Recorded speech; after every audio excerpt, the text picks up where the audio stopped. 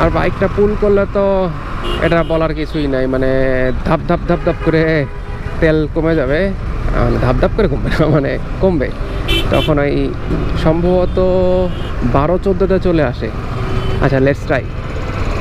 আচ্ছা, এই ভাঙাটুক পার হয়ে নিই, তারপরে আমি একটা পুল করে দেখি যে পুল করলে আমার মাইলেজটা কেমন দেখায়।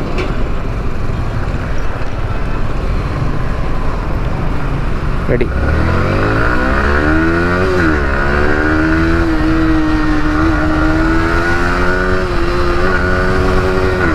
চোদ্দটা চলে আসছে, 18টা চলে আসছে, 16।